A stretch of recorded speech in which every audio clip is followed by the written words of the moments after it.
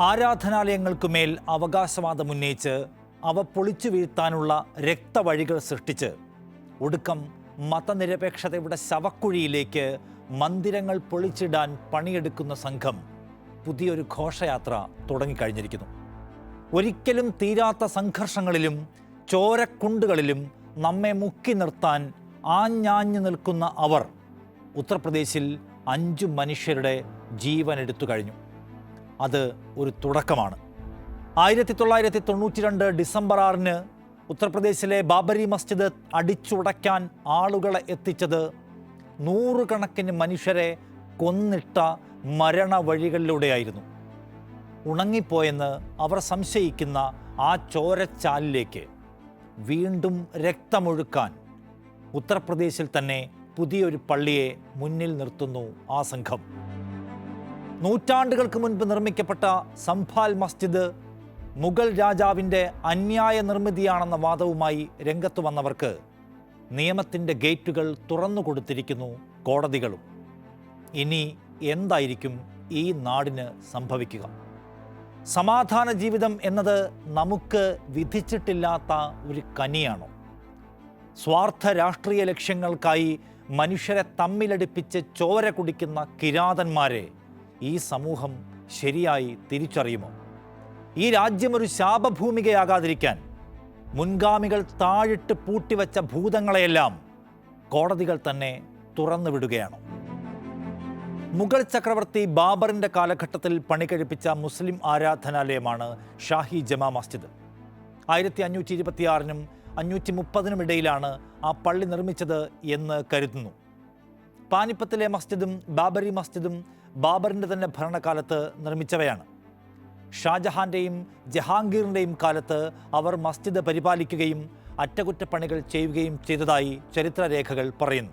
പള്ളി നിർമ്മിച്ച് ഏതാണ്ട് 300 വർഷങ്ങളെങ്കിലും കഴിഞ്ഞാണ് ഇതേക്കുറിച്ച് ആദ്യത്തെ ഒരു അവകാശവാദം ഒരാൾ ഉയർത്തുന്നത്.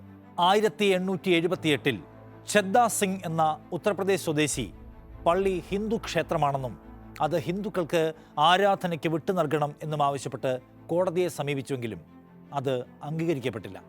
ഹർജി തള്ളിക്കളഞ്ഞു. തെളിവുകളില്ലാതെ ഉന്നയിക്കുന്ന ആക്ഷേപത്തിൽ തുടർ നടപടിയൊന്നും സ്വീകരിക്കാനാവില്ല എന്നതായിരുന്നു കോടതി തീരുമാനം. പിന്നീട് ദീർഘകാലം പള്ളിയുമായി ബന്ധപ്പെട്ട പ്രശ്നം എവിടെയും കേട്ടില്ല. ആരും അതൊരു വൈകാരിക പ്രശ്നമായി എവിടെയും ഉയർത്തിയില്ല. ഹിന്ദു സമൂഹത്തിനും അത് ഒരു വിഷയമേ ആയിരുന്നില്ല എന്ന് കരുതണം. എന്നാൽ 1976 ആയപ്പോൾ വീണ്ടും ഒരു സംഘർഷം അവിടെ ഉണ്ടാവുന്നുണ്ട്. അതിനുശേഷം ബഹളങ്ങളും സംഘർഷങ്ങളുമില്ലാതെ ആ നാടും നാട്ടുകാരും സൗഹൃദ ജീവിതത്തിലൂടെ മുന്നോട്ട് പോവുകയായിരുന്നു. എന്നാൽ അതൊരു ഭീകരരൂപിയായ ചോരക്കളിയായി മാറുന്നത് പള്ളിയെ മുൻനിർത്തി വർഗീയ മുതലെടുപ്പിന് ശ്രമിക്കുന്നവർ കച്ച കെട്ടി ഇറങ്ങിയപ്പോഴാണ്. ഗ്യാൻവാപി മസ്ജിദ് ക്ഷേത്രമാണെന്ന് അവകാശപ്പെട്ട, സർവേ ആവശ്യപ്പെട്ട, കോടതികൾ ഹർജി നൽകിയ അതേ കക്ഷികൾ തന്നെ സംഭാലിലും പരിശോധന ആവശ്യപ്പെട്ട് രംഗത്ത് വന്നു. കഴിഞ്ഞ മാസം ജില്ലാ കോടതിയിൽ സമർപ്പിച്ച ഹർജി വളരെ വേഗം പരിഗണിച്ചു, അംഗീകരിച്ചു. എന്നുവെച്ചാൽ ഹർജി കൊടുത്ത ദിവസം തന്നെ അത് പരിഗണിച്ച കോടതി പോലീസ് കമ്മീഷണറുടെ നേതൃത്വത്തിൽ പള്ളിയിൽ പരിശോധന നടത്താൻ ഉത്തരവിട്ടു. 3 പ്രധാനപ്പെട്ട നിയമപ്രശ്നങ്ങളെ മറികടന്നുകൊണ്ടാണ് ജില്ലാ കോടതി ആ അസാധാരണ തീരുമാനം എടുത്തത്. ഒന്ന്, ഇതിൽ മസ്ജിദ് കമ്മിറ്റിക്ക് പറയാനുള്ളത് കേൾക്കുക എന്ന ഏറ്റവും അടിസ്ഥാനപരമായ സംഗതി കോടതി ചെയ്തില്ല. രണ്ടാമത്തേത്, 1991 നിയമത്തെ അവർ അവഗണിച്ചു. മൂന്നാമത്തേത്, തെളിവുകളില്ലാത്ത ആരോപണത്തെ ഗൗരവത്തിലെടുത്ത് വളരെ അപകടകരമായ ഒരു വാതിൽ കോടതി തുറന്നുകൊടുത്തു. ഹരിഹർ മന്ദിർ എന്ന ക്ഷേത്രം തകർത്താണ് ബാബർ പള്ളി ഉണ്ടാക്കിയത് എന്ന പതിവ് വാദമാണ് ഹർജിക്കാർ ഇവിടെയും ഉന്നയിച്ചത്. അത് വേറൊന്നും നോക്കാതെ കോടതി അംഗീകരിച്ചു. പള്ളി കമ്മിറ്റിക്ക് പറയാനുള്ളത് കേൾക്കാതെ ഏകപക്ഷീയമായി ചെയ്ത അതിക്രിയ സ്വാഭാവികമായും പ്രതിഷേധത്തിന് വഴിവെക്കുകയും ദുരൂഹമായി അതൊരു വലിയ സംഘർഷമായി വികസിക്കുകയും ചെയ്തു. 5 മുസ്ലിം ചെറുപ്പക്കാരെ പോലീസ് വെടിവെച്ചു കൊന്നു. കോടതി ഉത്തരവിന് പിന്നാലെ സ്ഥലത്ത് സംഘർഷാവസ്ഥ ഉണ്ടായിരുന്നെങ്കിലും ഒരു സംവിധാനവും അതിനെ കണക്കിലെടുത്തില്ല. സർക്കാരിൻ്റെ മേൽനോട്ടത്തിൽ ആരോഗ്യകരമായി പൂർത്തിയാക്കേണ്ട ഒരു സർവേയെ വർഗീയ പ്രചാരണത്തിനുള്ള സാധ്യതയാക്കി മാറ്റിയതാണ് സംഭാലിൽ കാര്യങ്ങളെ മാറ്റിമറിച്ചത്. ജയ് ശ്രീറാം മുഴക്കിയെത്തിയ ചില വർഗീയവാദികൾക്ക് സർവേ സംഘത്തോടൊപ്പം ചേരാൻ പോലീസ് അനുവാദം കൊടുത്തു. അവർ വിജയാഹ്ലാദ മുദ്രാവാക്യങ്ങൾ മുഴക്കി പരമാവധി പ്രകോപനമുണ്ടാക്കി.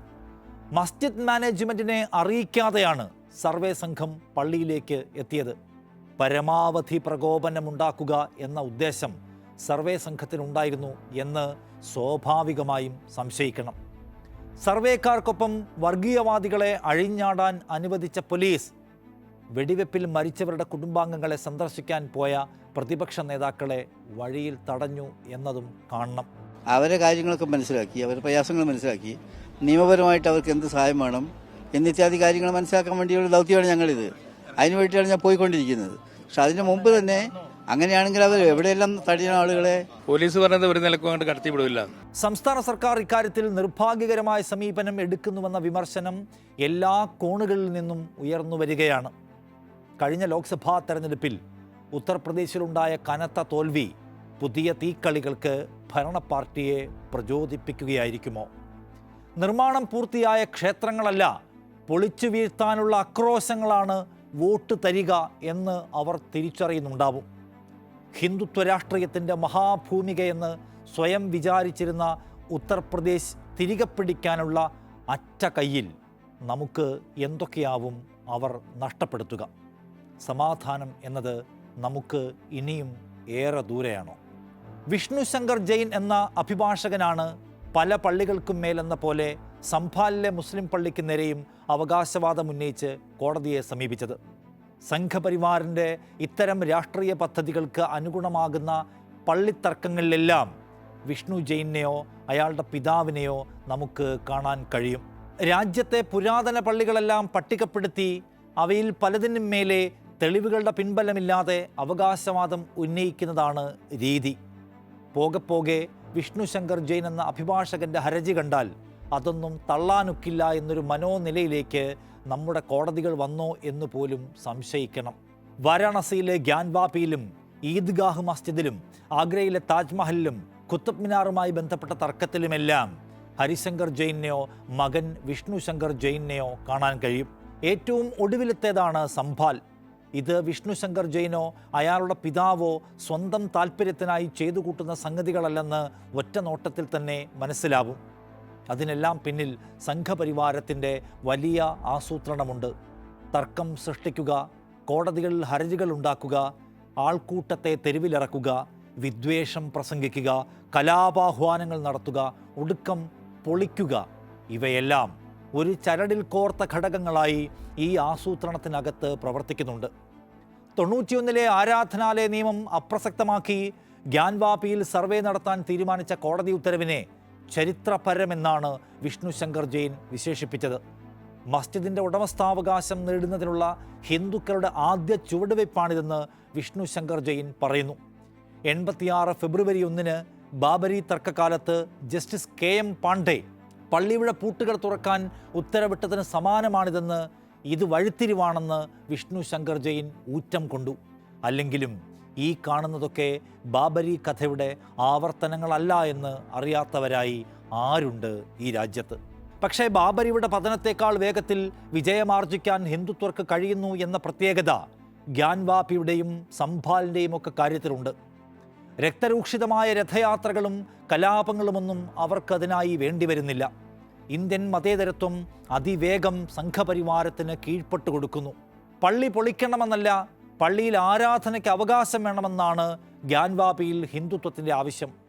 അത് സാധ്യമായി കഴിഞ്ഞു. അതിവേഗം പൂർത്തിയായ ഒരു കർസേവ. ആരാണ് ഈ പുതിയ ചോരക്കളികളുടെ ഉത്തരവാദികൾ? അല്ലെങ്കിൽ ആരൊക്കെയാണ് ഈ മരണക്കളിക്ക് ഉത്തരം പറയേണ്ടവർ? അതിൽ രാഷ്ട്രീയക്കാരുണ്ടോ? നമ്മുടെ കോടതികളുണ്ടോ? രാജ്യത്തെ ഏത് ആരാധനാലയത്തിന് നേരെയും ആർക്കും അവകാശവാദം ഉന്നയിക്കാൻ കഴിയുന്നൊരു നിയമ സാഹചര്യം ഇന്ന് ഇന്ത്യയിലുണ്ടോ? സത്യത്തിൽ 1991 നരസിംഹറാവു സർക്കാർ കൊണ്ടുവന്ന ആരാധനാലയ നിയമത്തിലെ വകുപ്പുകൾ പ്രകാരം ഒരു നിലയ്ക്കും അനുവദിക്കാൻ കഴിയാത്തതാണ് ഇപ്പോൾ ഈ കാണുന്ന തർക്കങ്ങൾ. കോടതിക്ക് പോലും അതിലിടപെടാൻ അധികാരമില്ലാത്തതാണ് the places of worship act 1991. എന്താണത്? രാജ്യത്തെ ഏതെങ്കിലും ഒരു ആരാധനാലയം പരിവർത്തനം ചെയ്യുന്നത് തടയാനും ആരാധനാ കേന്ദ്രങ്ങളുടെ സ്വഭാവം സ്വാതന്ത്ര്യം കിട്ടുമ്പോൾ എങ്ങനെയായിരുന്നോ അങ്ങനെ നിലനിർത്താനും അതുമായി ബന്ധപ്പെട്ട കാര്യങ്ങൾ നിഷ്കർഷിക്കാനും വേണ്ടിയുള്ള നിയമം എന്നാണ് ആ നിയമത്തിൻ്റെ ആമുഖം. 947 ഓഗസ്റ്റ് 15 ശേഷം ഒരു ആരാധനാലയത്തിൻ്റെ സ്വഭാവം നിലവിലുണ്ടായിരുന്നത് പോലെ തുടരുമെന്ന് നിയമത്തിൻ്റെ സെക്ഷൻ 4 പറയുന്നു. ഏതെങ്കിലും ആരാധനാലയത്തെക്കുറിച്ച് അങ്ങനെ വല്ല തർക്കമോ കേസോ ഏതെങ്കിലും കോടതിയിലുണ്ടെങ്കിൽ അവയെല്ലാം ഇതോടെ അസാധുവായിരിക്കുന്നുവെന്നാണ് ആ നിയമം പറയുന്നത്. ഒരു ആരാധനാലയത്തിന് മേൽ അവകാശവാദം ഉന്നയിക്കുന്ന പുതിയ കേസോ നിയമ നടപടികളോ ആലോചിക്കാൻ കഴിയില്ലെന്ന് സെക്ഷൻ 4(2) സുവ്യക്തമാക്കുന്നുണ്ട്. അങ്ങനെ നിയമവിരുദ്ധമായി പ്രശ്നങ്ങൾക്ക് ശ്രമിക്കുന്നവരെ പ്രോസിക്യൂട്ട് ചെയ്യാമെന്നും കുറ്റക്കാർക്ക് 3 വർഷം തടവ് ശിക്ഷയും വ്യവസ്ഥ ചെയ്യുന്നതാണ് ഈ നിയമം. സെക്ഷൻ 3 വ്യവസ്ഥ കൃത്യമാണ്. ഏതെങ്കിലും ഒരു മതവിഭാഗത്തിൻ്റെയോ ഏതെങ്കിലും മതഘടകത്തിൻ്റെയോ ഏതെങ്കിലും ഒരു ആരാധനാലയമോ അതിൻ്റെ ഏതെങ്കിലും ഒരു ഭാഗമോ അതേ മതവിഭാഗത്തിൻ്റെ മറ്റേതെങ്കിലും ഘടകത്തിൻ്റെയോ മറ്റേതെങ്കിലും മതത്തിൻ്റെയോ കേന്ദ്രങ്ങളായി മാറ്റാൻ ഒരാൾക്കും അവകാശമോ അധികാരമോ ഉണ്ടായിരിക്കുന്നതല്ല. 91 ആ നിയമം പാസ്സാക്കുമ്പോൾ അതിൽ നിന്ന് ഇളവ് കൊടുത്തത് ബാബരി കേസിന് മാത്രമായിരുന്നു. കാരണം ഒരു സുപ്രഭാതത്തിൽ അവതരിപ്പിക്കുന്ന ഏതെങ്കിലും ഒരു നിയമം കൊണ്ട് ഫുൾ സ്റ്റോപ്പ് ഇടാൻ കഴിയാത്ത വിധം ആ പ്രശ്നം അന്ന് വലുതായി മാറിക്കഴിഞ്ഞിരുന്നു. അന്ന് ഈ ബിൽ അവതരിപ്പിച്ച BS ചൗഹാൻ സുപ്രധാനമായ ചില നിരീക്ഷണങ്ങൾ, ചില കാര്യങ്ങൾ പറഞ്ഞു. ആരാധനാലയങ്ങളുടെ പരിവർത്തനവുമായി ബന്ധപ്പെട്ട് കാലാകാലങ്ങളിൽ ഉയർന്നു വരാനിടയുള്ള വിവാദങ്ങൾ പരിഗണിച്ച് ഈ നിയമം ഈ രാജ്യത്തിന് അത്യന്താപേക്ഷിതമാണ്. ഏതെങ്കിലും ആരാധനാലയത്തിൻ്റെ പേരിൽ പുതിയ വിവാദങ്ങൾ ഉണ്ടാക്കുന്നത് ഈ നിയമം തടയുമെന്നാണ് അദ്ദേഹം അന്ന് പറഞ്ഞത്, പ്രഖ്യാപിച്ചത്. പക്ഷേ 3 പതിറ്റാണ്ട് പിന്നിട്ട ഇന്ത്യയിലെ കോടതികൾ ആ നിയമത്തെ നോക്കുകുത്തിയാക്കുകയാണോ? 947 ശേഷം ആരാധനാലയങ്ങൾ എങ്ങനെയായിരുന്നോ അങ്ങനെ തുടരണമെന്നും ഈ ഹർജികൾ നിലനിൽക്കില്ലെന്നും പറയേണ്ടിയിരുന്ന കോടതി പക്ഷേ പള്ളിക്കുള്ളിൽ ഹിന്ദു പാരമ്പര്യത്തിൻ്റെ അടയാളങ്ങൾ അവശേഷിക്കുന്നുണ്ടോ എന്ന് കണ്ടെത്താൻ കമ്മീഷനുകളെ നിയോഗിക്കുകയാണ്. ഗ്യാൻവാപിയുടെ കാര്യത്തിൽ സുപ്രീം കോടതി പോലും ഈ അതിരുവിട്ട കളിക്ക് കൂട്ടുനിന്നു. നോക്കൂ, ബാബരി മസ്ജിദ് കേസിൽ വിധി പറഞ്ഞ കോടതി 91 ആരാധനാലയ നിയമത്തെ പിന്തുണച്ചുകൊണ്ട് ശ്രദ്ധേയമായ ചില നിരീക്ഷണങ്ങൾ നടത്തുന്നുണ്ട്. എല്ലാ മതവിഭാഗങ്ങളുടെയും ആരാധനാലയങ്ങൾ സംരക്ഷിക്കപ്പെടുമെന്ന ആത്മവിശ്വാസം എല്ലാവർക്കും നൽകുന്നതാണ് പാർലമെൻറ്റ് കൊണ്ടുവന്ന നിയമമെന്നാണ് കോടതി അഭിപ്രായപ്പെട്ടത്. ഭരണഘടനയുടെ അടിസ്ഥാന സവിശേഷതകളിലൊന്നായ മതേതരത്വം സംരക്ഷിക്കാൻ രൂപകൽപ്പന ചെയ്ത നിയമമെന്ന് അതിന് കോടതി അടിവരയിട്ടു. എന്നിട്ടും ഇത്തരം തീക്കൊള്ളി കേസുകൾ നമ്മുടെ കോടതിയുടെ മേശപ്പുറത്ത് വന്നുകൊണ്ടേയിരിക്കുന്നു. ഗ്യാൻവാപിയിൽ സുപ്രീം കോടതി കാട്ടിക്കൊടുത്ത മാതൃക കൂടുതൽ തീവ്രമായി നടപ്പിലാക്കുന്നു താഴെത്തട്ടിലെ കോടതികൾ. നമ്മുടെ കോടതികൾ ഇപ്പോഴുണ്ടാക്കിക്കൊണ്ടിരിക്കുന്ന ഈ ഗുരുതര കീഴ്വഴക്കത്തിൻ്റെ അപകടത്തിൻ്റെ വലിപ്പം എത്ര വലുതാണെന്ന് നാം ആലോചിക്കണ്ടേ? രാജ്യത്ത് ഏതൊരാളുടെയും പ്രോപ്പർട്ടിയിന്മേൽ മറ്റൊരാൾക്ക് അവകാശവാദം ഉന്നയിക്കാൻ ഇനി ഒരു പക്ഷേ കഴിഞ്ഞേക്കും. ഒരു തെളിവും അതിനു വേണ്ടി വരില്ല. ഇത്തരം ഹർജികളെല്ലാം കോടതികൾ അംഗീകരിച്ച് അവിടെയെല്ലാം കുഴിക്കാനും സർവേ നടത്താനും ഉത്തരവിട്ടാൽ എന്തായിരിക്കും സംഭവിക്കുക? തെളിവില്ലാതെ കൊണ്ടുവരുന്ന ഹർജികൾ ഒരു നിലയ്ക്കും പ്രോത്സാഹിപ്പിക്കാതെ തള്ളുക എന്നതാണ് കോടതികൾ ചെയ്യേണ്ട അടിസ്ഥാന ഉത്തരവാദിത്തം. ആളുകളുടെ ഊഹാപോഹങ്ങൾക്കും രാഷ്ട്രീയ പദ്ധതിയുടെ ഭാഗമായി ഉന്നയിക്കുന്ന ആക്ഷേപങ്ങൾക്കും തെളിവുണ്ടാക്കി കൊടുക്കേണ്ടത് കോടതിയുടെ ഉത്തരവാദിത്തമല്ല. പക്ഷേ ഇവിടെ എന്തെങ്കിലും അവകാശവാദവുമായി വരുന്നവർക്കെല്ലാം വേണ്ടാത്ത ഗൗരവം കൊടുക്കുന്നു നമ്മുടെ കോടതികൾ. അത് ഈ നാടിനെ കലുഷമാക്കുമെന്ന ജാഗ്രതാബോധം പോലും പലപ്പോഴും കോടതിയിൽ നിന്ന് ഉണ്ടാവുന്നില്ല. നിയമവും യുക്തിയും എല്ലാം മറികടന്നാണ് ഇത്തരം വിധി തീർപ്പുകൾ പലപ്പോഴും പുറത്തു വരുന്നത്. ഗ്യാൻവാപിയുടെ കഥ നോക്കൂ. പള്ളിയുടെ തഹ്ഖാന അല്ലെങ്കിൽ നിലവറയ്ക്കുള്ളിൽ പൂജയ്ക്കും മറ്റ് ഹൈന്ദവ പ്രവർത്തനങ്ങൾക്കും ക്രമീകരണങ്ങൾ ചെയ്യാൻ ജില്ലാ ജഡ്ജി അജയ് കൃഷ്ണ വിശ്വേശ്വര ജില്ലാ ഭരണകൂടത്തോട് നിർദ്ദേശിച്ചു. വിരമിക്കുന്നതിന് ഒരൊറ്റ ദിവസം മാത്രം ശേഷിക്കെ അജയ് കൃഷ്ണ വിശ്വേശ്വര പുറപ്പെടുവിച്ച ഉത്തരവ് നീതിബോധമുള്ള മനുഷ്യരെയെല്ലാം സ്തംഭിപ്പിച്ച് കളഞ്ഞതാണ്. 7 ദിവസമാണ് സമയം കൊടുത്തതെങ്കിലും 9 മണിക്കൂറിനകം തന്നെ അവിടെ പൂജാകർമ്മങ്ങൾ തുടങ്ങിക്കഴിഞ്ഞു ഹർജിക്കാരുടെ ആളുകൾ. 30 വർഷത്തിന് ശേഷം ഗ്യാൻവാപിയിൽ വീണ്ടും പൂജ നടത്താൻ അനുമതിയെന്ന് നമ്മുടെ കേരളത്തിലേതടക്കമുള്ള മാധ്യമങ്ങളിൽ വാർത്ത വന്നു. 30 വർഷത്തിന് മുൻപ് പള്ളിക്കകത്ത് ആര് പൂജ നടത്തിയിരുന്നു എന്നാണ് ഈ മാധ്യമങ്ങൾ പറഞ്ഞത്. വ്യാജത്തിന് കൂട്ടുപിടിക്കാൻ മാധ്യമങ്ങളെ കൂടി കിട്ടുന്നു എന്നത്, സംഘർഷങ്ങൾക്ക് കനലൂതാൻ മാധ്യമങ്ങൾ കൂടി പണിയെടുക്കുന്നു എന്നത് പുതിയ ഇന്ത്യയിലെ ഒരു നിർഭാഗ്യകരമായ യാഥാർത്ഥ്യമാണ്. വ്യാസ് കുടുംബത്തിലെ ഒരു അംഗവും നിലവറയിൽ പൂജ നടത്തിയിട്ടില്ലെന്ന് രേഖാമൂലമുള്ള അപേക്ഷകളിൽ മസ്ജിദ് കമ്മിറ്റി അറിയിച്ചുവെങ്കിലും ഫലമൊന്നും ഉണ്ടായില്ല. ഹർജിക്കാർ ആരോപിക്കുന്ന തരത്തിൽ ഒരു വിഗ്രഹവും അവിടെ ഇല്ലെന്നും പള്ളിയുടെ നിലവറയിൽ തൻ്റെ കുടുംബത്തിലെ പൂർവികർക്ക് തൊഴിലുണ്ടായിരുന്നു എന്ന ഹർജിക്കാരൻ്റെ അവകാശവാദം പൊള്ളയാണെന്ന് മസ്ജിദ് കമ്മിറ്റി തെളിവുകൾ നിരത്തി കോടതിയെ അറിയിച്ചതാണ്. നിലവറ എപ്പോഴും മസ്ജിദ് കമ്മിറ്റിയുടെ നിയന്ത്രണത്തിലായിരുന്നു എന്നത് ചരിത്ര വസ്തുതയുമാണ്. പക്ഷേ അതൊന്നും പരിശോധിക്കാൻ കോടതി മെനക്കെട്ടേയില്ല ഗ്യാൻവാപിയിൽ. സംഭാൽ മസ്ജിദിൻ്റെ കാര്യത്തിൽ നിയമത്തിൻ്റെ യുക്തി സുപ്രീം കോടതി പ്രയോഗിക്കുന്നത് കാണുന്നു ഇപ്പോൾ. മസ്ജിദ് കമ്മിറ്റി കോടതിയെ സമീപിക്കുന്നതുവരെ ഒരു നടപടിയും സ്വീകരിക്കരുത് എന്ന് നിർദ്ദേശിച്ചിരിക്കുന്നു കോടതി.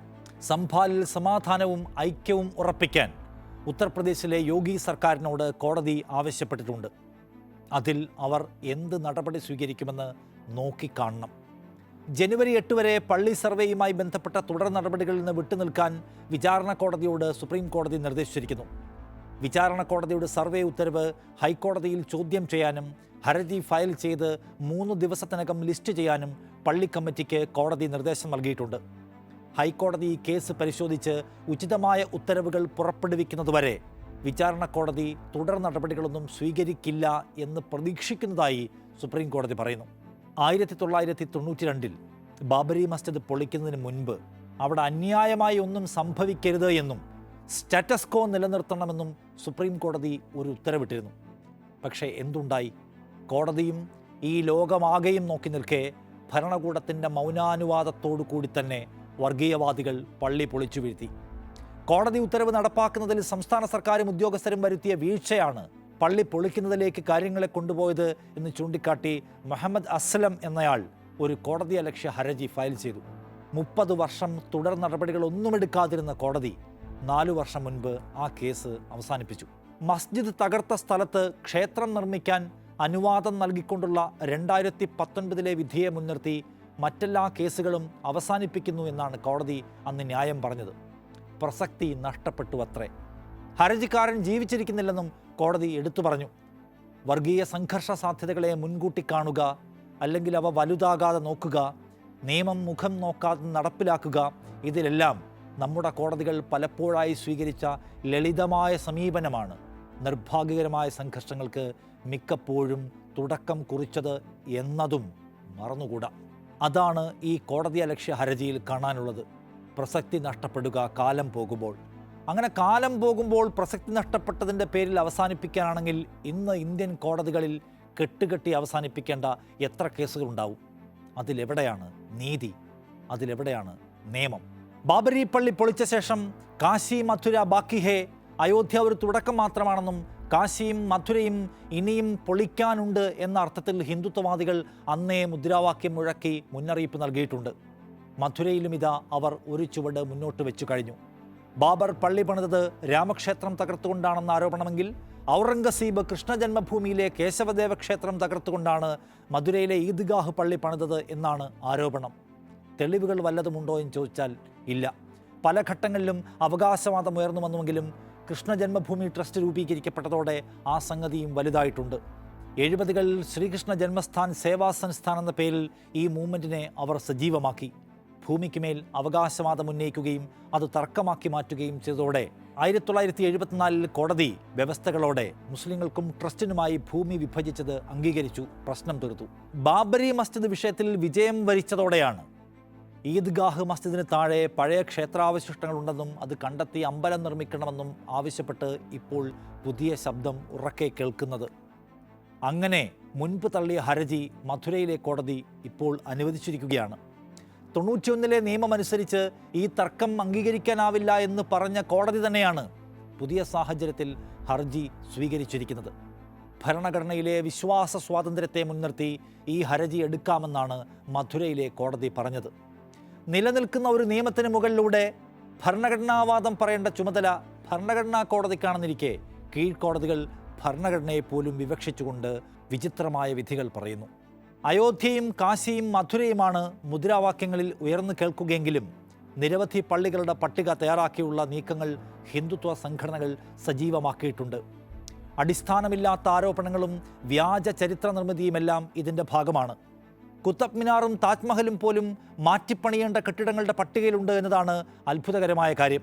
ഗുജറാത്തിലെ സിദ്ധാപൂരിലെ ജാമിയ മസ്ജിദ് രുദ്രമഹാലയ ക്ഷേത്രമാണെന്ന് അവകാശവാദം ഉന്നയിക്കപ്പെട്ടു കഴിഞ്ഞു. 1358 പശ്ചിമ ബംഗാളിലെ പാണ്ഡുവയിൽ സിക്കന്ദർ ഷാ നിർമ്മിച്ച അദീന മസ്ജിദും ഹിന്ദു ക്ഷേത്രമാണെന്ന് ഒരു വിഭാഗം ആരോപിക്കുന്നു. പള്ളിയിലെ കൊത്തുപണികൾക്ക് ഹൈന്ദവ നിർമ്മിതികളുമായി സംസ്കാരവുമായി സാമ്യമുണ്ടെന്നാണ് വാദം. 700 വർഷത്തിൻ്റെ ചരിത്രമുള്ള മധ്യപ്രദേശിലെ കമാൽ മൗല പള്ളി സരസ്വതി ക്ഷേത്രമായിരുന്നുവെന്ന്, മധ്യപ്രദേശിലെ തന്നെ ഭീജാമണ്ഡൽ പള്ളിക്കും ക്ഷേത്ര പാരമ്പര്യമുണ്ടെന്ന്, അഹമ്മദാബാദിലെ ജുമാ മസ്ജിദ് കാളി ക്ഷേത്രമാണെന്ന്, അങ്ങനെ നീളുന്നു ആരോപണങ്ങൾ. താജ്മഹൽ തേജോ മഹാലയ ക്ഷേത്രമാണെന്ന് ആരോപിച്ച് കോടതിയെ സമീപിച്ചു ഒരു ഘട്ടത്തിൽ BJP നേതാവ്. കുത്തബ് മിനാർ ധ്രുവസ്തംഭമാണെന്ന് വാദിച്ച് അവിടെ സമരം ചെയ്യുന്നവരെ നാം കണ്ടു. ഏറ്റവും അവസാനം അജ്മീർ ദർഗയ്ക്കെതിരെയും അവകാശവാദവുമായി ഹിന്ദുത്വർ രംഗത്തുണ്ട്. കുഴിച്ചു പരിശോധിക്കാനുള്ള കോടതി ഉത്തരവ് ഇനി എപ്പോഴാണ് വരുന്നത് എന്ന് മാത്രമേ അറിയാനുള്ളൂ. ബാബരി മസ്ജിദ് പൊളിച്ചെടുത്ത് നിർമ്മിച്ച ക്ഷേത്രത്തിലെ പ്രതിഷ്ഠയോടെ രാജ്യത്താകമാനം കാര്യങ്ങൾ മാറിക്കഴിഞ്ഞു. ക്ഷേത്രം നിർമ്മിക്കുന്നത് ന്യൂനപക്ഷങ്ങളുടെ ആരാധനാലയം ഭീകരാക്രമണത്തിലൂടെ പൊളിച്ചുകൊണ്ടാണെന്ന് ഓർമ്മിപ്പിക്കാൻ ദേശീയ രാഷ്ട്രീയത്തിലെ പ്രധാന കക്ഷികൾ പോലും മുന്നോട്ട് വന്നില്ല. രാമൻ ജനിച്ചിടത്ത് ക്ഷേത്രമുണ്ടാവുക എന്നത് ഹിന്ദുക്കളുടെ സ്വപ്നമാണെന്നും മുസ്ലിങ്ങൾ സ്വമേധയാ അവിടെ നിന്ന് ഒഴിഞ്ഞു കൊടുത്തിരുന്നുവെങ്കിൽ പ്രശ്നങ്ങൾ ഒഴിവാക്കാമായിരുന്നുവെന്നുമാണ് മുതിർന്ന കോൺഗ്രസ് നേതാവും ചരിത്ര ഗവേഷകൻ കൂടിയായ ശശി തരൂർ പോലും പറഞ്ഞത്. ഹിന്ദുത്വം ആസൂത്രണം ചെയ്യുന്ന പദ്ധതികൾ, അവർ മുഴക്കുന്ന മുദ്രാവാക്യങ്ങൾ ഹിന്ദുക്കളുടെ മുദ്രാവാക്യമാണ് എന്ന പ്രതീതി സൃഷ്ടിക്കുന്നതിൽ പ്രതിപക്ഷത്തെ നേതാക്കൾ പോലും മൗനത്തോടെ പങ്കുവഹിക്കുന്നു. അതാത്യന്തികമായി നമ്മുടെ രാജ്യത്തിൻ്റെ അടിവേര് മാന്തിയെടുക്കുകയാണ്. സമാധാനത്തോടെ ജീവിക്കാനുള്ള നമ്മുടെ മോഹത്തിനും അവകാശത്തിനും മേലെയാണ് സ്വാർത്ഥമോഹികളായ ഈ വർഗീയവാദികൾ തീ കോരിയിടുന്നത്. അതിനെ തടഞ്ഞാലേ നമുക്കൊരു സൗഹാർദ്ദ ജീവിതം സാധ്യമാകൂ. അതിനായി മതനിരപേക്ഷ കക്ഷികളും കോടതികളും അവരവരുടെ ഉത്തരവാദിത്തം നിറവേറ്റട്ടെ. നിലപാട് പൂർണ്ണമാകുന്നു. നന്ദി.